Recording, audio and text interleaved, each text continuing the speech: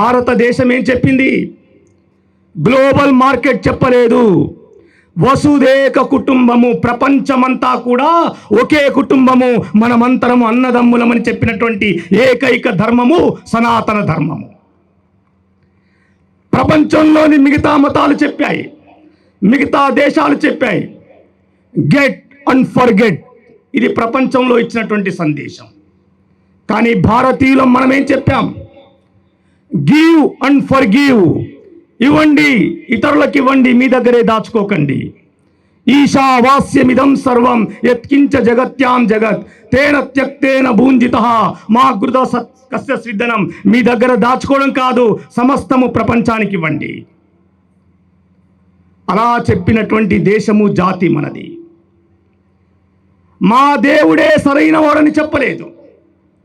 నీవు ఏ దేవుణ్ణైనా పూజించు, ఏ దేవుణ్ణైనా ఆరాధించు, కానీ మానవ సంక్షేమం కొరకు, మానవ కళ్యాణం కొరకు జీవించు అని చెప్పినటువంటి గొప్ప ధర్మము భారతీయ ధర్మము, సనాతన ధర్మము, హిందూ ధర్మము.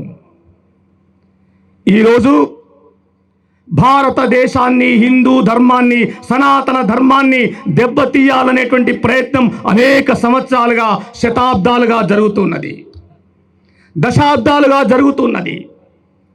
1000 సంవత్సరాల పాటు 3వ శతాబ్దం నుంచి ప్రారంభించి ఈ ధర్మము మీద, ఈ దేశం మీద నిరంతరమైనటువంటి దాడులు జరిగాయి. గ్రీకులు వచ్చారు ఇక్కడికి, హూనులు, శకులు, కుషానులు, టర్కీ వాళ్ళు, తురుష్కులు, మొఘలులు, పోర్చుగీసు, డచ్ వాళ్ళు, ఈస్ట్ ఇండియా, బ్రిటిష్, ఇలా అనేక మంది ఈ దేశం మీదకి దండయాత్రకు వచ్చారు. కానీ ఈ దేశం యొక్క గొప్పతనం చూడండి. ప్రపంచంలో ఏ దేశమైనా ఒక చిన్న దాడి జరిగితే మూసుకొని వెళ్ళిపోతుంది, చరిత్ర పుటలలో లేకుండా పోతుంది. కానీ 1000 సంవత్సరాల దాడి తర్వాత కూడా భారతదేశం చెక్కు చెదరలేదు. అందుకే ఒక కవి చెప్పాడు, యునాను మిశ్ర రోమ్ మిట్ గయి జహాసే కుచ్ బాత్ హై కి హస్తి మిటితీ నహీ హమారి. ప్రపంచ చరిత్రలో యునాను, మిశ్ర, రోము లేకుండా పోయాయి, కానీ భారతదేశం యొక్క గొప్పతనము, ఈ భూమి యొక్క గొప్పతనము, ఈ మట్టి యొక్క గొప్పతనము, దీనిని ఎవ్వరు కూడా ఏమి చేయలేరు. ఎన్ని జాతులు, ఎన్ని మతాలు, ఎన్ని రకాల విధ్వంసకర శక్తులు వచ్చినప్పటికీ తాత్కాలికంగా కొన్ని ఇబ్బందులు రావచ్చు, కానీ ఈ దేశాన్ని దెబ్బతీయడం ఎవరికి సాధ్యం కాదు. ఈ దేశంలో ఎప్పుడెప్పుడైతే కష్టం వచ్చిందో, ఈ దేశానికి ఎప్పుడెప్పుడైతే ఆపద వచ్చిందో, అలాంటి సమయంలో ఒక మహాపురుషుడు ఇక్కడ జన్మించాడు, ఈ దేశాన్ని రక్షించాడు. ఈ దేశాన్ని రక్షించడానికి ఏ సూత్రాన్ని పాటించారు? స్వామి వివేకానంద చెప్పారు, ఒక్కొక్క దేశానికి ఒక్కొక్క రకమైనటువంటి అలవాటు ఉంటుంది, ఒక్కొక్క ప్రకృతి, ఒక్కొక్క నేచర్ ఉంటుంది. భారతదేశం యొక్క నేచర్ ఏమిటని చెప్పి స్వామి వివేకానంద చెప్పినటువంటి విషయము, భారతదేశం యొక్క నేచర్ అనేది స్పిరిచువాలిటీ, ఆధ్యాత్మికత, భారతీయత కేంద్రం. ఈ స్పిరిచువాలిటీకి ఆధారము హిందుత్వము. కనుక ఈ దేశానికి ఎప్పుడు కష్టం వచ్చినా ఆదుకోవడానికి హిందూ అనేటువంటి భావన ఈ దేశాన్ని నిర్మాణం చేయగలిగింది. ఔరంగజేబు లాంటి అనేక మంది మొఘలులు ఈ దేశాల్లో ఇబ్బందులు పెడుతున్న రోజున ఛత్రపతి శివాజీ మహారాజ్ ఈ భూమి మీద జన్మించి హిందూ ధర్మాన్ని పునఃప్రతిష్ఠించారు. ఆది శంకరాచార్యుల వారు కాలడిలో జన్మించినటువంటి వ్యక్తి. భారతదేశంలో ఏకాత్మత దెబ్బతిన్న రోజు, కులాల భావనతో, మతాల భావనతో ఈ దేశం విడిపోయినటువంటి రోజున దేశమంతా ఒకటేనేటువంటి ప్రయత్నాన్ని ఆది శంకరాచార్యుల వారు చేశారు. అలాగే ఈ దేశము 3 ఆచారాల మధ్యలో ఉన్నప్పుడు స్వామి దయానంద సరస్వతి వచ్చి ఆర్య సమాజాన్ని ప్రారంభించి దేశ ప్రజల్ని ఒకటి చేశారు. అలాగే స్వామి వివేకానంద ఈ ధర్మంలో జీవించినందుకు గర్వించు, గర్వసే కహో మై హిందూ అనేటువంటి నినాదం ఇచ్చి దేశ ప్రజలని చైతన్యపరిచారు. అలాగే పండిత మదన మోహన మాలవ్య, అరవింద ఘోష్, వీర సావర్కర్, నేతాజీ సుభాష్ చంద్రబోస్, ఇలాంటి వాళ్ళందరూ కూడా ఈ దేశానికి ఆపద వచ్చినప్పుడు దేశ ప్రజలని జాగృతం కలిగించడానికి వాళ్ళు తీసుకున్నటువంటి లక్ష్యము, మాట హిందుత్వమే. చివరిలో నేతాజీ సుభాష్ చంద్రబోస్ని మనం చూసాం. సుభాష్ చంద్రబోస్ తను ఇచ్చినటువంటి నినాదము జై హింద్ అనేటువంటి నినాదం ఇచ్చాడు ఈ దేశ ప్రజల్లో చైతన్యం నింపడానికి. మహాత్మా గాంధీజీ లాంటి వాళ్ళు కూడా భారతదేశం ఎలా ఉండాలి అని కోరుకున్నారంటే రామరాజ్యము కావాలని కోరుకున్నారు. అలాగే 1000 సంవత్సరాల పాటు ఈ దేశం బానిసత్వంలో ఉన్నప్పుడు మరి ఈ దేశాన్ని తిరిగి ఉన్నత స్థితికి తీసుకొని వెళ్ళాలి అన్నప్పుడు ఏ మార్గం అయితే సరిపోతుందని ఆలోచించినటువంటి డాక్టర్ కేశవ్ బలిరామ్ హెడ్గేవార్ అంతకన్నా ముందు ఈ మహా వ్యక్తులు ఏ హిందుత్వం అయితే చెప్పారో అదే హిందుత్వ భావన తీసుకొని రాష్ట్రీయ స్వయం సేవక సంఘాన్ని 1925లో ప్రారంభించారు. డాక్టర్ హెడ్గేవార్ మన తెలంగాణ ప్రాంతంలోనే నిజామాబాదులో బోధన దగ్గర ఉన్నటువంటి కందకుర్తి గ్రామంలో వాళ్ళ పూర్వీకులు ఉండేవాళ్ళు. కానీ నైజాం ప్రభుత్వం యొక్క అరాచకాల కారణంగా వాళ్ళ పూర్వీకులు ఇక్కడ వదిలిపెట్టి నాగపూర్లో భోంస్లే రాజులు పరిపాలిస్తున్నారని అక్కడికి వెళ్ళారు. అక్కడ వారికి భోంస్లే రాజుల యొక్క ప్రాంగణంలో జన్మించినటువంటి మహాపురుషులే డాక్టర్ హెడ్గేవార్. చాలా చిన్నతనము నుంచి దేశభక్తి. 8 సంవత్సరాల వయసులోనే బ్రిటిష్ రాణిని తిరస్కరించారు. 14 సంవత్సరాల వయసులోనే హై స్కూల్లో ఉండేటువంటి విద్యార్థులందరినీ కలిపి వందే మాతరం నినాదం ఇచ్చారు. ఆ తర్వాత దేశం కోసం అనేక పోరాటాలు చేశారు.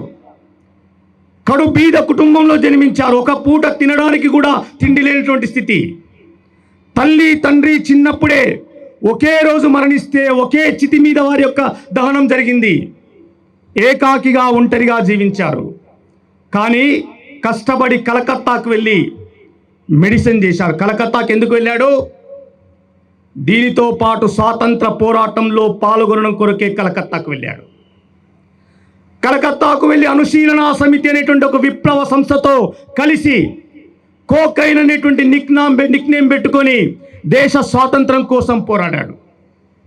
మెడిసిన్ పూర్తయిన తర్వాత నాగపూర్కి వచ్చిన తర్వాత స్వాతంత్ర పోరాటం జరుగుతున్నది. బాలగంగాధర్ తిలక్ లాంటి మహాశయులు ఉన్నారు.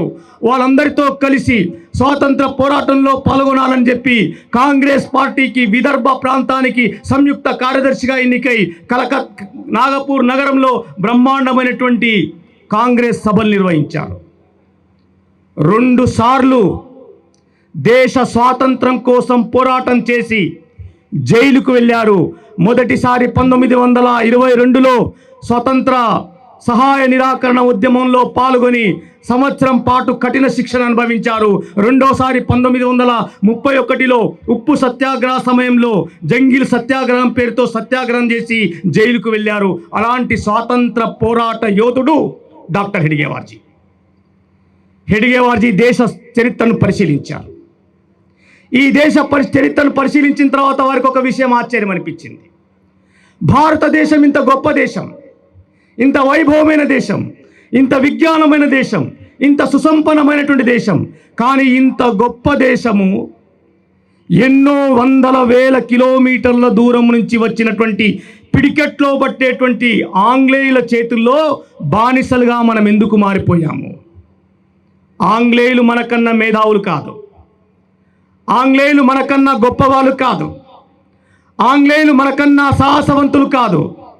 వాళ్ళు గొప్ప సైన్యంతో వచ్చారా? రాలేదు. అందుకే డాక్టర్ హెడ్గేవార్ ఏం చెప్పారంటే ప్రపంచంలో 7 వింతలు అంటారు. 7 వింతలు కాదు, 8వ వింత ఏంటంటే ఎక్కడో సుదూర ప్రాంతం నుంచి వచ్చినటువంటి పిడికెట్లో పట్టేటువంటి ఆంగ్లేయులు 35 కోట్ల మంది భారతీయులను పరిపాలించడం అనేటువంటిది హాస్యాస్పదము. ఎందుకు ఇలా ఉంది? అసలు భారతదేశం యొక్క ఓనర్షిప్ ఎవరి చేతిలో ఉన్నది? ఎవరు దీనికి ముద్దు బిడ్డలు? దీని కర్త ధర్త ఎవరు?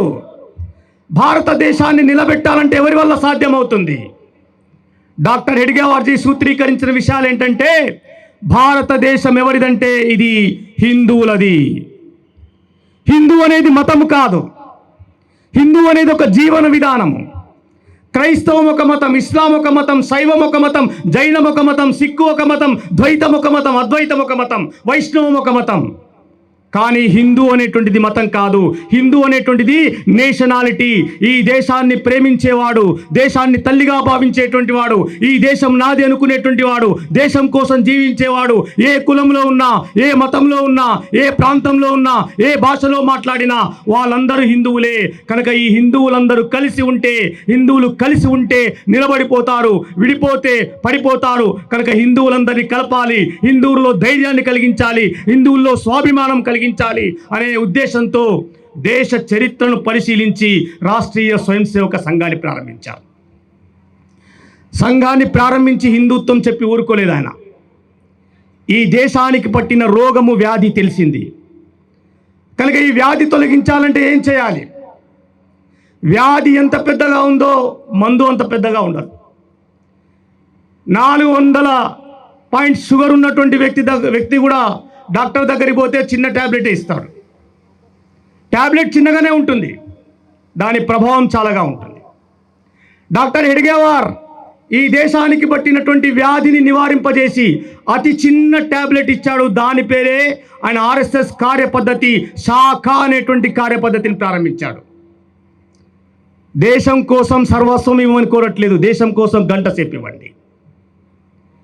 మీ వ్యాపారం, మీ ఉద్యోగం, మీ వ్యవసాయం, మీ చదువు, మీ వృత్తి చేసుకుంటూ దేశం కోసం గంట సేపు జీవించండి. ఈ గంట సేపు కార్యక్రమంలో కూడా వ్యక్తిత్వ వికాసము ఉంటుంది అనేటువంటి పేరుతో ఆర్ఎస్ఎస్ శాఖను ప్రారంభించారు.